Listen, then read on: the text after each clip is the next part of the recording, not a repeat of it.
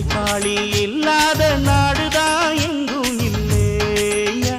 அரஹோயா அவன் உழைப்பாலே பிழைக்காத பேருதான் எங்கும் இல்லையா அரஹோயா